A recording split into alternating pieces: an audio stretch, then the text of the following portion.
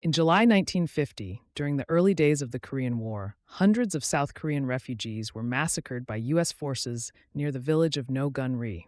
Eyewitness accounts describe 3 days of relentless gunfire under a railroad bridge where families sought shelter. This tragedy, which claimed over 300 lives, would later vanish from official records and textbooks for decades. Why was such a horrific event erased from history? The answer lies in the political climate of the Cold War era. Immediately after the massacre, U.S. military commanders classified all documents related to No Gun Ri. South Korea's authoritarian government, dependent on American support, also suppressed survivor testimonies. Military reports were altered, and official investigations were blocked. This wasn't merely bureaucratic oversight. It was a deliberate policy to maintain the image of U.S. forces as liberators during the ideological battle against communism. From the 1960s through the 1990s, South Korean history textbooks completely omitted the No Gun Ri Massacre. Education officials later admitted this was intentional. Textbooks needed U.S. approval for distribution during the military dictatorship. The narrative focused solely on North Korean atrocities, creating a one-sided war history.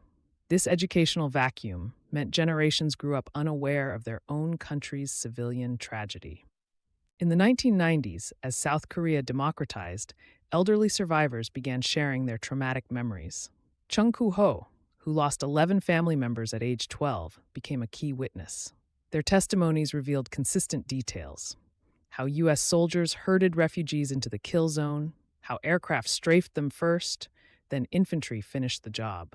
These accounts contradicted decades of official denials. In 1999, Associated Press journalists uncovered declassified U.S. military documents proving commanders had ordered troops to shoot refugees. One memo read, "No refugees move at night." The Pulitzer Prize-winning report forced the U.S. government to admit American soldiers killed Korean refugees, though they still disputed the scale. This investigative breakthrough made global headlines. Under mounting pressure, the U.S. issued a carefully worded apology in 2001, expressing regret but avoiding legal responsibility. South Korea's Truth and Reconciliation Commission later verified 218 victims' names.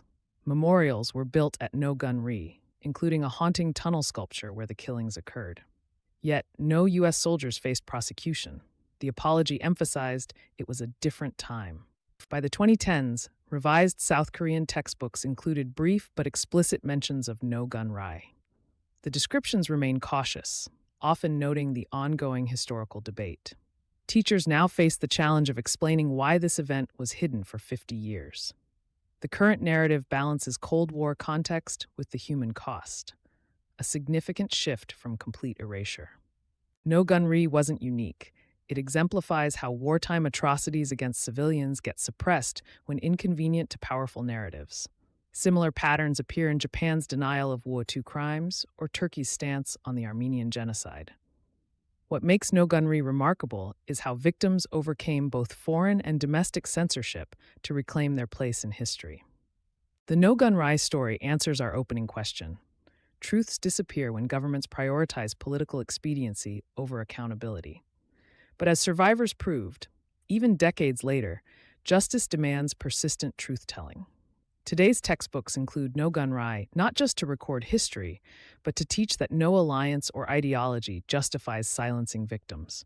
Their memory is now a safeguard against history repeating.